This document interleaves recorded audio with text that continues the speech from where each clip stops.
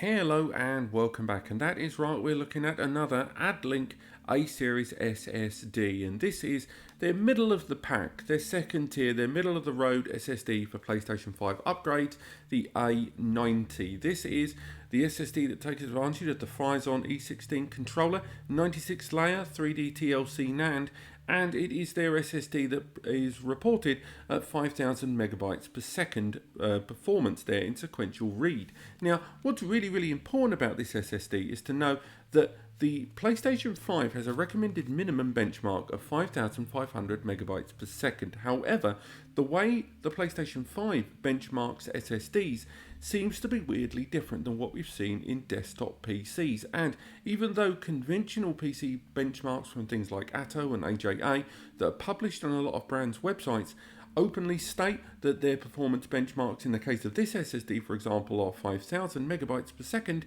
once we put it inside the PS5, as you'll see here when we format this SSD, the PlayStation 5's own internal benchmark gives slightly different results, with the drive being rated at 5,636 megabytes per second, which is more than 130 megabytes per second higher than a recommended minimum. So at the moment you can see why Addlink themselves would say this PS5 SSD is compatible. So what we're going to be doing today is looking at testing 4 high-end games for this system. I say high-end, these are games that I've selected for different reasons. This is part 1 of a 3-part series of videos where we're going to look at what this SSD can do on a series of games and then compare it against both other Addlink SSDs and other popular PS5 SSDs. But also in this video we will specifically be looking at 2 PS4 games and 2 PS5 games. We'll be looking at SpiderMan Miles Morales, we will be looking at a Deathloop, and we'll also be looking at Lego Worlds and Call of Duty Warzone. All 4 of these games we're going to be limiting or completely removing internet-based connectivity in the efforts to make sure we keep the test when comparing this SSD against the internal PS5 SSD as coherent and full of parity as possible. And if we make our way into the storage manager, we can see here that right now there are no games on this SSD. And what we want to do is make our way onto the games that are on the internal PS5 SSD and transfer these games over.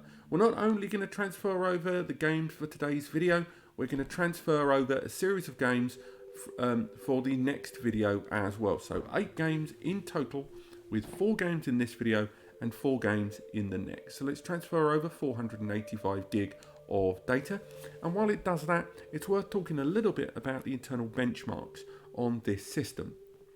First and foremost, even though we're moving data now over from the internal PS5 SSD, which is a heavy read operation, and transferring it over to the SSD with a heavy write operation, there's certainly some kind of internal bottleneck happening on the system that is limiting that performance, whether we're moving data to or from the internal PS5 SSD.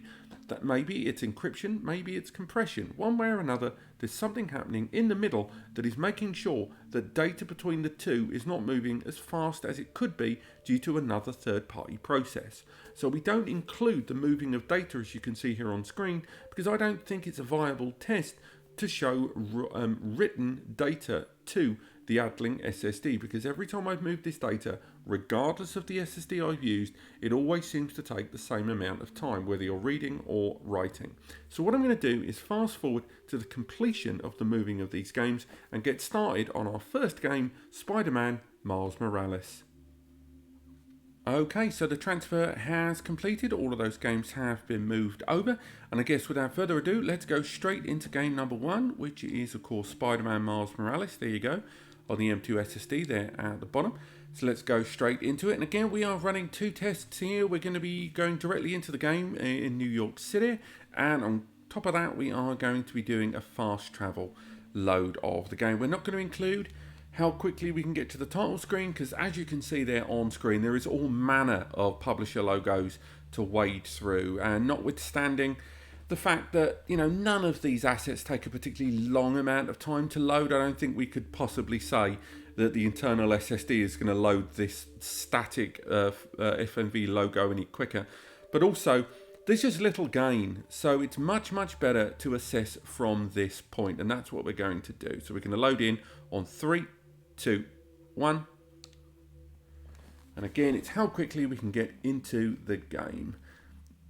So again, that felt perhaps the tiniest pinch slower than what we've seen before. Not a huge amount, like I am talking tenths of seconds compared with what we saw on the the A95 drive we talked about.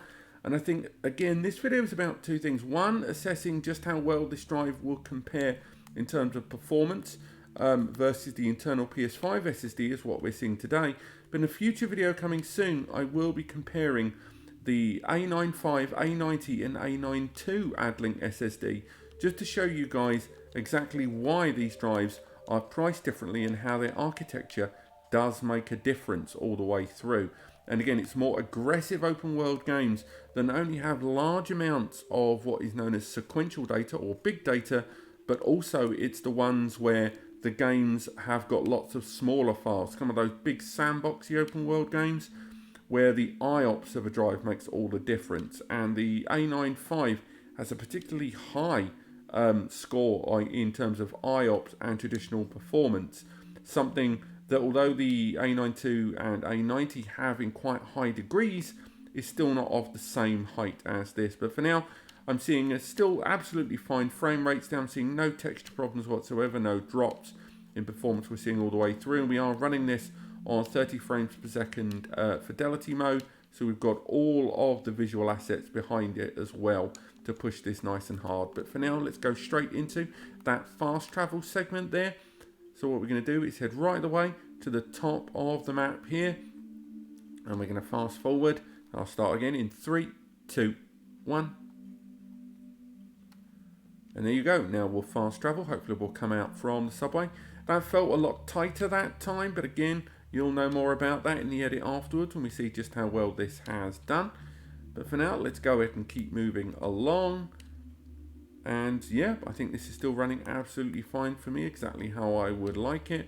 Game's still running nice and fast. We'll sort of glide into the sunset, why not? Again, a number of you might ask, why are we going for the 30 frames per second mode rather than the 60? And I've talked about this in other videos, but it's worth touching on again.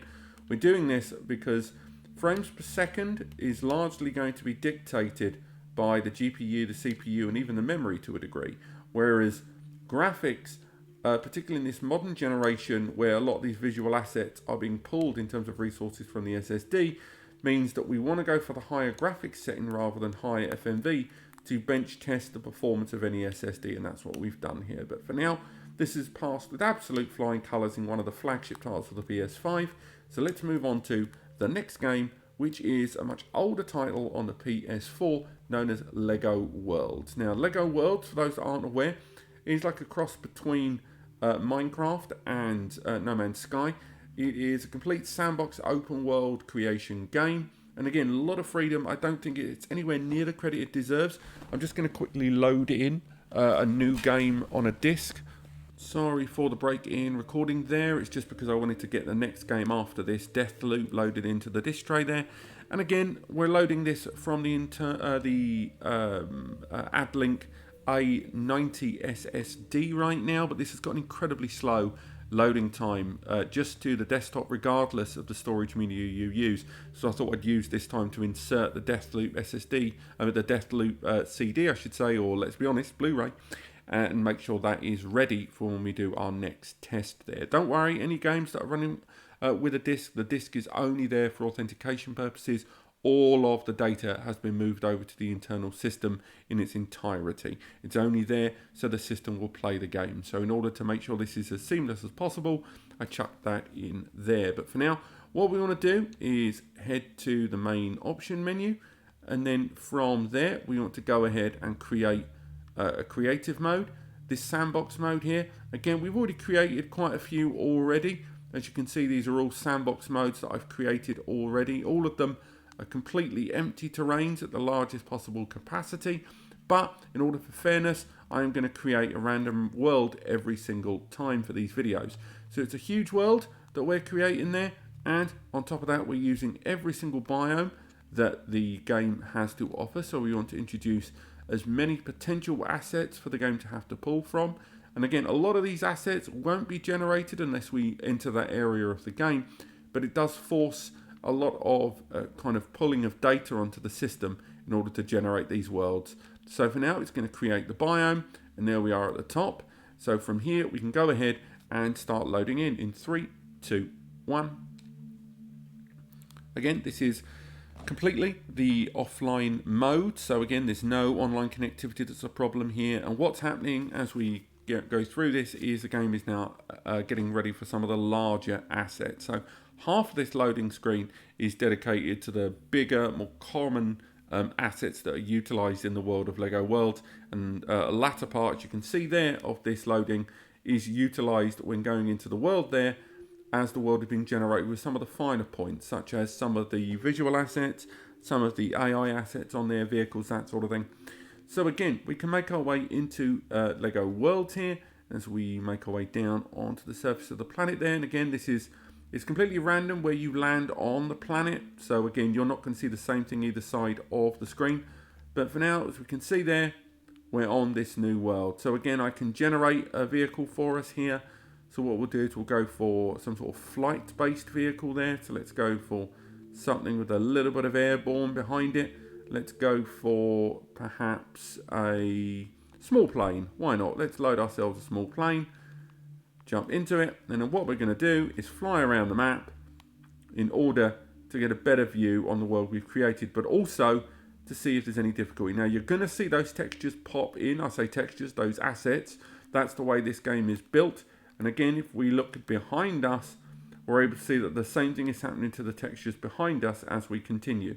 It's one of those games quite grid-based, where areas of the game are introduced bit by bit as you move into the terrain. So you can't really assess pop of assets as you play through the game. But what you can look into is textures. So you can get all the way into the game there, and again, you can look down at lots of the close-up stuff, right the way down to the LEGO logos are generated quite well there.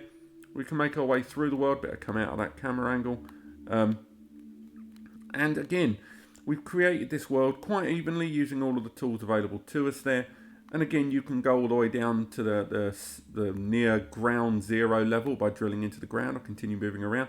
But what we're going to do is keep flying for a little bit longer until we can find some sort of building or something we can jump into, or we'll just create one ourselves. Because that's a great way to force the game to have to deal with internal assets. So again, there's the Telltale logo, so let's jump out there. So we've got ourselves a house here. Let's see if this house can be entered into. Let's go for a closer angle. And to see how the game deals with these much tighter assets here that are having to be created by the game as we go. Again, it would look like I nearly caught myself on fire. But again, for the most part, completely, the game has generated all of these assets with no slowdown, and it's loaded just as well as I would have expected to. So for now, why don't we go ahead and make our way into our next game, which is of course Deathloop. So we come out of the game here, exit Lego, and go straight into Deathloop. Now Deathloop, it's a single test. We are loading a save relatively early in the game, and from there, what we're assessing is the texture changes as we get real up close and personal with the enemies and rushing through this game that traditionally is expected to be played at quite a slow pace. So that's what we're doing here. We're going to be making our way through this early part of the game into a small degree and rushing through just to see if we can see any failures by the SSD to generate those assets. I've had a cough now for the better part of a week. Don't worry, I'm absolutely fine. But that's what you get for doing all these videos for such a consistent length of time and talking to a microphone constantly. But let's persevere, shall we? Let's carry on with our testing. So we're going to go straight into the break the loop mode there. Let's go in 3, 2, 1. Again, there's a slight difference in how and when the game pulls in. So we're only looking at the loading area there, as you can see, about which one can pull into the game quicker. And here we are onto that early stage of the game. So we're just going to immediately make our way into this area and navigate. So let's go for it. And again, what we're looking at here is how quickly the game is running. and all of those close-up assets when we get real up close and personal to enemies. So let's draw a bunch of enemies in here in order to force the game to start introducing some of those close-ups. Oh, our battery level's low. We may have to address that relatively soon. So let's wait for our first enemy to run in and do a stupid thing. So then we can go ahead and get some of that close-up graphics there. And again, the game has gone for quite contrasty type graphics there. So again, with those pastel shades there, it does make it easier for it in some occasions. But for now, let's go ahead and move forward into the level in the vain hope that we don't die, because I'm not exactly playing off my face. But there we go, we've died, so we'll fast forward right now. The game has killed us, but we can carry on immediately. So the next part of this is going to be running through the map as quickly as possible. Let's carry on nice and quick, and we shall see if we can push the game into having difficulties with any of these assets. I don't think it will, but it's going to be interesting to see if we can push it hard enough. For now though, I'm inclined to think this is going absolutely fine. And again, we're forcing the game once again to go into those close-up assets as we jump through the game. But again, no problems I'm seeing right now as we make our way through this. And no slowdown at all. Lovely stuff so far.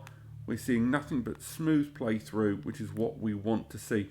Particularly in these PS5 class games, where they are going to be the ones that are the most demanding, because they're built around the architecture of a super fast NVMe in a way that all the SATA based games that came before it are just not going to be in the same realm of. But for now, let's go ahead and end things here while I'm having an absolute John Wick bloodbath and make our way into our next game. The next game, and indeed the last game, is Call of Duty Warzone. So let's go straight into it here with Call of Duty Warzone. Again, we're not going to assess the loading this game more than any other with the internet-based connectivity to the title screen, because there is so much finicky internet-based stuff. You can't even play this game with the internet disabled. There's lots of stuff like this. We're trying to connect to online services. Ironically, it says reading from the hard drive, something I consistently find entertaining every time I boot this game up for my tests. And even when you think it's over with connecting with the online services, it will ask you to press X again, and then it will just repeat the whole thing again, but much quicker version. What we're going to be looking at is the Battle Royale mode, but we're going to be doing it with bots only, significantly reducing any kind of limitation that's going to come from utilising online services.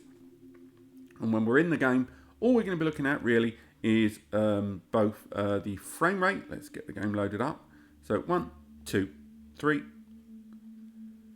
So we're looking at the frame rate when we're in the game, and we're also looking at the textures when we get real close. Call of Duty games, less so in the last few iterations, but definitely your Black Ops 2 and 3, there was a big jump between those two. Graphically, when poor textures were loaded in, maybe when you were in cover, it was incredibly obvious. And it's one of those games that is designed around speed, so a lot of the assets that you see are destroyed quite quickly. And when you're on the ground level, these are much, much bigger maps. They've had to change the way they handle assets. Even right now, that cutscene, the beginning bit was FMV, but this is in-game graphic assets we're seeing here. This isn't an FMV. So I keep this in case there's any difficulties that we see all the way through. So as we see, we're on the plane area here. We can rotate that camera quite significantly. And again, there's lots of bits and bobs. Again, we are going to be jumping in, of course, as the game does its standard Battle Royale gas cloud. But for now, what we're going to be doing is jumping down into this area. There's going to be nothing but bots. And all we're going to do is run around, see if we can push the game a little bit, get maybe some height underneath us to see if we can check out some of the distance of this game, and ultimately find out if this game's going to run absolutely fine on this SSD. So we're going to go nice and low. Maybe we're going to make sure we don't choke to death before we even touch the ground. And of course, we're going to carry on through the game as quickly as possible. So again, we've got nothing but a pistol right now. But as more people jump down, whether we find guns or start killing some poor sods, we're going to be absolutely fine on that score. So let's go ahead. We've already got someone who wants to have a pop at us. Again, I should mention, I've already mentioned this in other videos, but there is a delay between when I press the button and what you see on screen. So consequently, during the screen recording, playing a game where your reflexes are really important, man, this capture card really does cause the death. So again, as much of an excuse as that might sound, and maybe it is, I've got to say that I do play COD particularly sucky when I'm trying to play the games on here. I'm just going to stick with the pistol, because right now the textures on this is still loading fine. The lighting effects are still good as well as we're moving around the map. I see no problems really as we move along, nothing to be concerned with at the very least. Again, running through, let's get a little bit of height perhaps, and let's see if that's going to introduce any kind of difficult element to what we're doing, and see if that is going to limit kind of the scope. If we move far out, we'll be able to see very clear indications of how the game is handling kind of distance management. A slight drop in frame rate there, but again, I think that was more to do with the transition that was going through. But yeah, we've got the height there. We're not seeing any problem in the textures. Everything still seems to be as sharp as I would like to see it. There's no pop, no half finished stuff. If I run through and we look at the graphics in the distance as I go, we're not going to worry too much about the fact that we're being shot at. It still seems to be running absolutely fine by my eyes. And ultimately, I think that's an absolutely fine load up of that game. I don't see any problems. And ultimately, I'm going to tick the box on that one. So let's make our way back into the PlayStation menu, move these games back over and summarize what we've seen from this SSD. So let's go in, go to the storage option and start moving these games over. Now, we're not going to move all the games because our next video we are going to be looking at Marvel's Spider-Man Remastered, Ghost of Tsushima, Rocket League and Last of Us Part 2. But for now, let's move over the games back onto the internal PS5 SSD and summarise what we've seen today. So, the A90 is the mid-range SSD in that series from Addlink. For those that aren't aware, Addlink have got those three PS5 SSDs, the A95 Premium, the A90 Middle Ground, and of course the A92, the more affordable budget value type option. This one being in the middle is giving users a decent amount of capacity without the premium prices of the A95 series. But the difference between them in performance we'll only really know when we compare these SSDs side by side later on in a future comparison of all three SSDs in around about a week. But right now, based on what we're seeing here, and definitely when we looked at a couple of top tier, very current games for this system, from the launch title Miles Morales to the Deathloop game that's only been around really for about 3 weeks at the time of recording, and as well as Call of Duty Warzone, this SSD seemingly handled these top tier games very well. Along with the inclusive heatsink that this SSD arrives with, the PS5 internal fan has not ramped up at any point during this testing. And when we look at the more affordable SSDs and those SSDs that use the Phison E16 controller rather than the E18 or the Integrit, we tend to worry about if these SSDs are going to get overworked or get too hot and their degradation on the system. And I'm pleased to say that the Addlink A90 is not an example of that. Now, in my next test, I will be looking at the Addlink A92, a QLC NAND SSD. That is an SSD that prioritizes the affordability of capacity over all other things. It's by far the lowest performing SSD of the bunch, and it is the SSD that a lot of you out there will consider if you're a bit tight on the budget, but are looking at getting at least 4 TB capacity. I will also be doing another test on this SSD with the 4 games mentioned, and of course the aforementioned massive comparison of all 3 of these SSDs from this brand.